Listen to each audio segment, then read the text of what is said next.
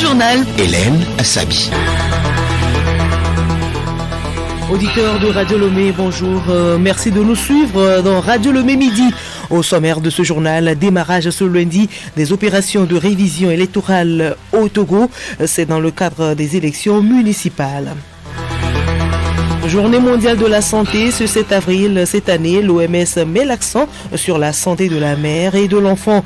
Les actions menées au Togo à suivre dans ce journal. Chronique juridique, Sylvie Lanson évoque aujourd'hui les limites de la présomption d'innocence. Et puis sport, vous suivrez les titres du magazine de 13h.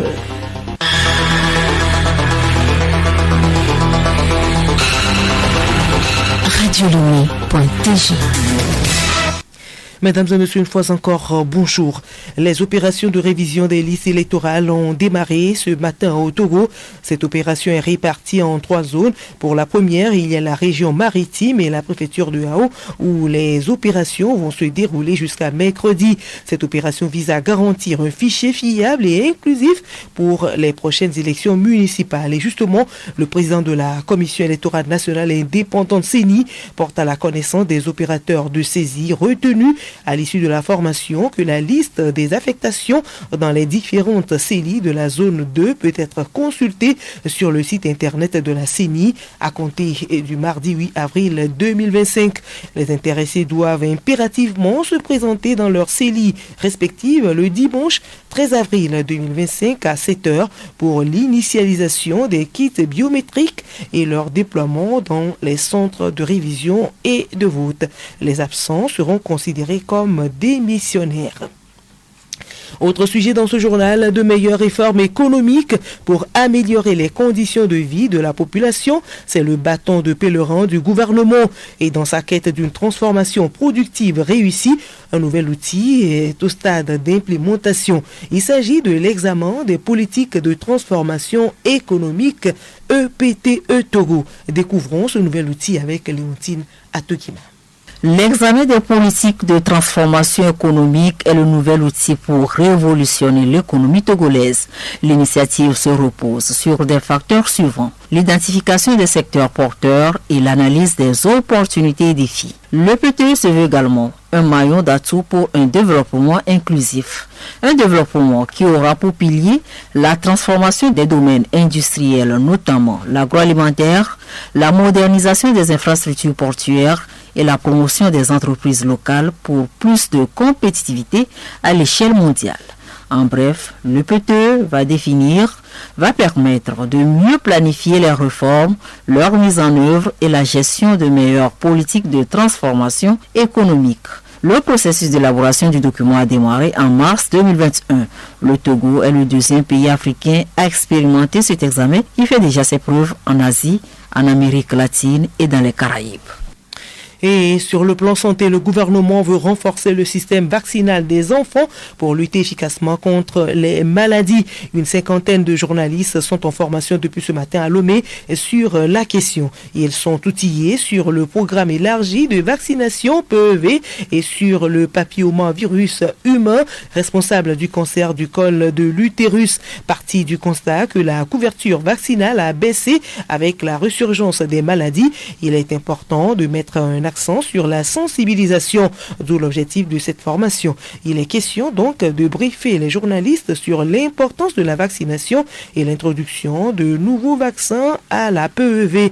Ceci pour amener la population à l'adhésion de la politique de vaccination au Togo. Et justement, le monde observe aujourd'hui la journée de la santé.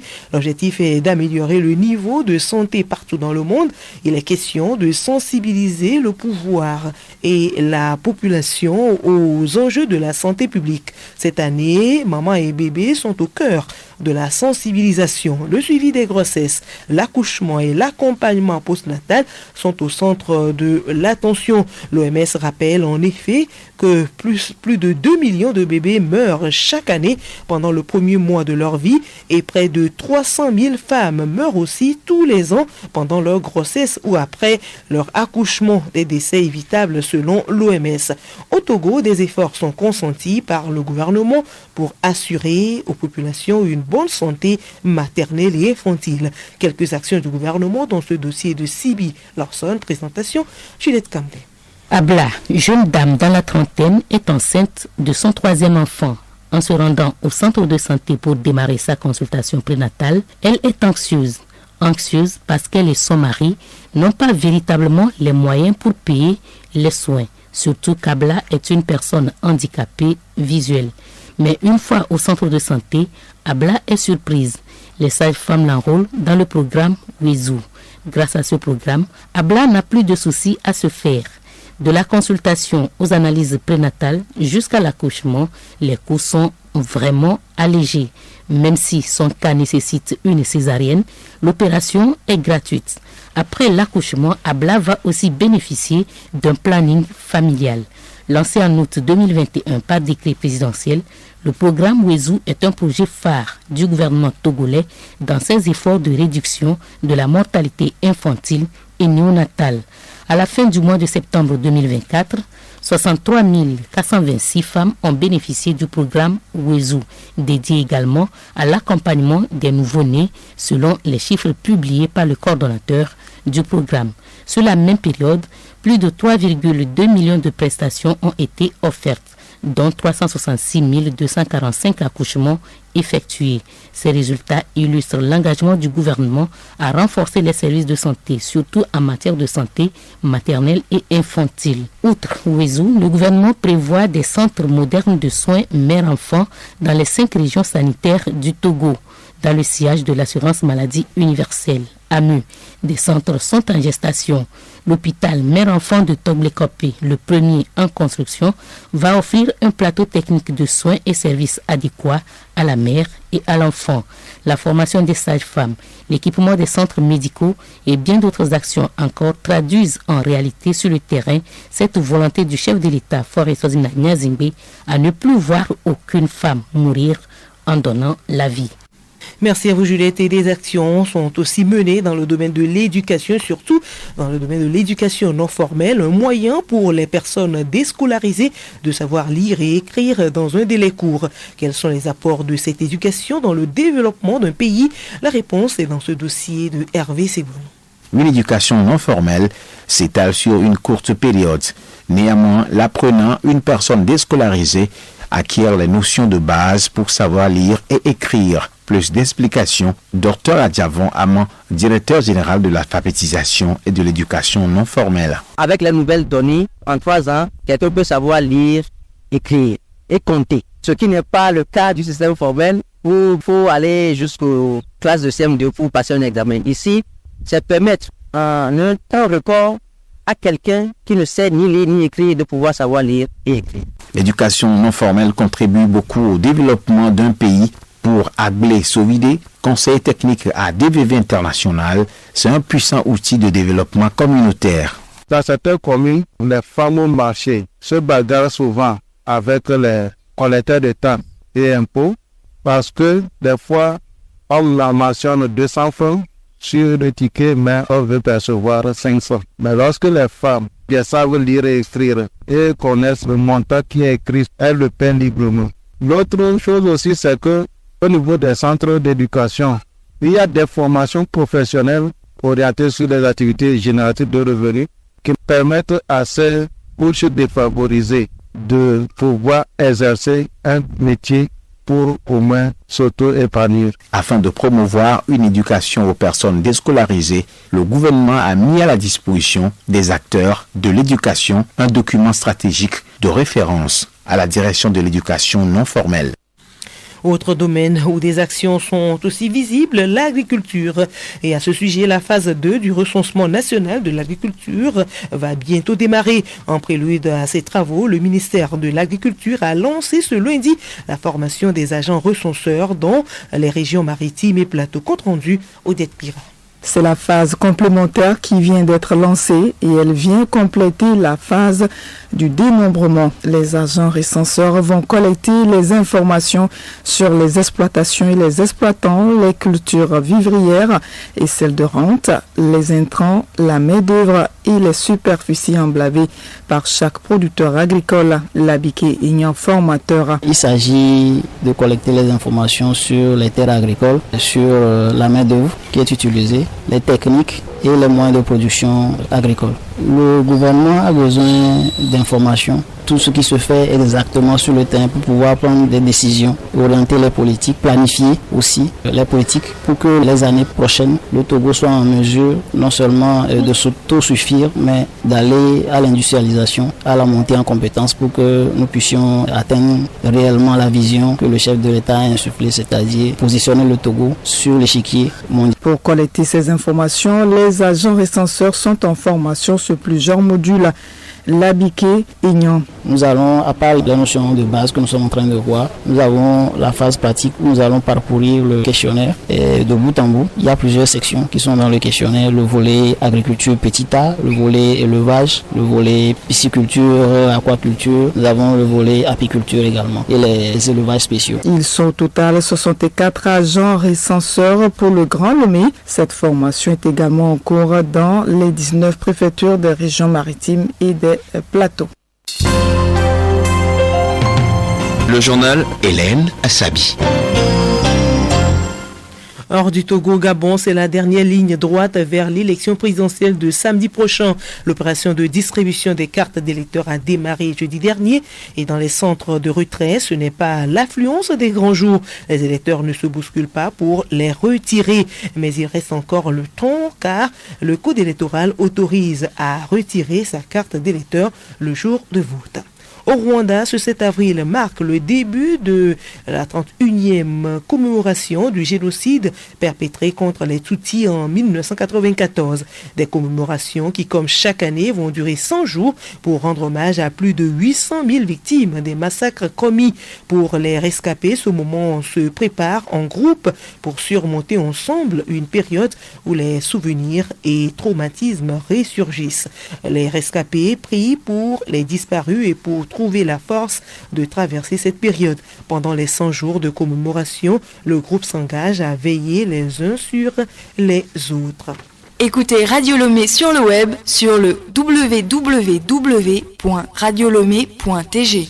Chronique juridique à présent. Dans le dernier numéro, nous parlions de la présomption d'innocence. Aujourd'hui, nous allons vous entretenir sur les limites de la présomption d'innocence. C'est donc l'objet de la présente chronique. Sybille Lawson.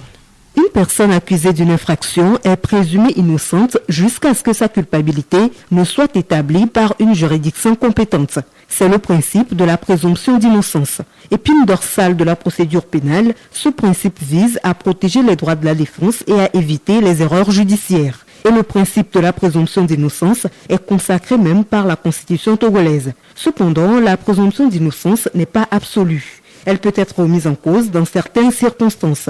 Kofi Akpemado Mensontougoué, juriste. On peut prendre les cas de la détention provisoire. Lorsqu'on place une personne en prison dans un commissariat, avant même que cette personne ne soit jugée, c'est une limite à la présomption d'innocence. Une personne qui est prise en flagrant délit, la mettre dans le sac, comme on le dit, ne peut pas bénéficier de ce principe-là, de la présomption d'innocence. Une personne qui se culpabilise, on parle de la présomption de culpabilité, c'est-à-dire que la personne suspectée adopte d'un comportement qui l'incrimine. Automatiquement, cette personne ne peut pas bénéficier de la présomption d'innocence. Même la mise en examen constitue également une limite à la présomption d'innocence. Le juge d'instruction peut prendre une décision signifiant qu'il existe des indices graves ou concordants qui rendent vraisemblable qu'une personne ait pu participer à la commission d'une infraction, en l'occurrence un délit ou un crime, puisqu'on est en matière pénale. Lorsque le juge prend cette décision, ça va à l'encontre de la présomption d'innocence. Voilà aussi une limite. On peut parler aussi de la publicité des procédures. Il y a une règle générale pour ce qui est des procès. C'est les audiences qui se déroulent devant les tribunaux sont ouvertes au public et même aux médias. sauf des cas d'exception qui sont particuliers. Donc,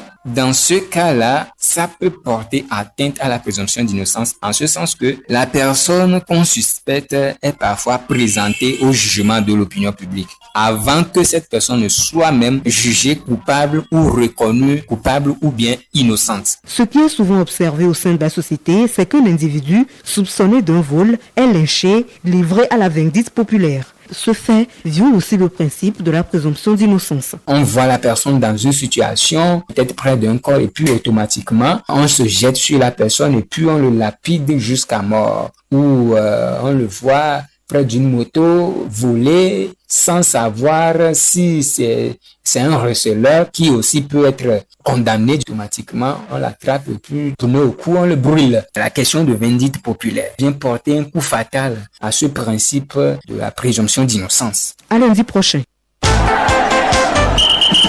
Écoutez Radio Lomé sur le web sur le www.radiolomé.tg. Sport, le sommaire du magazine des sports de 13h. L'ADE Lonato a égrené son 4e chapitre ce week-end et pour la reprise, le leader de l'intersaison Tente 2 est déjà détrôné. Le club de la capitale s'est incliné 0-2 face à l'AC Barracuda. D1 féminine édition 2023-2024, l'USAMU sanctionné suite à son refus de disputer la rencontre à l'Entente 2 féminine. Les 5 majeurs, la Ligue des champions et les sports de main, c'est aussi dans le magazine des sports et c'est tout à l'heure à 13h avec Alou Noyoui.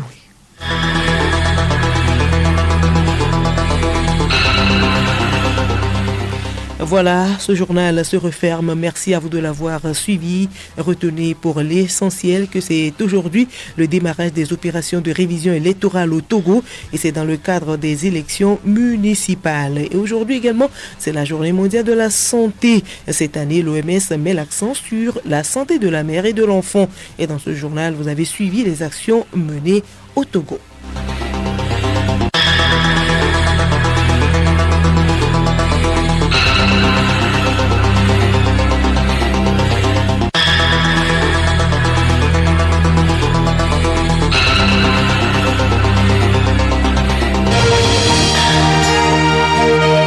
Radio Lomé, boîte postale 434, email radiolomé@radiolomé.tg.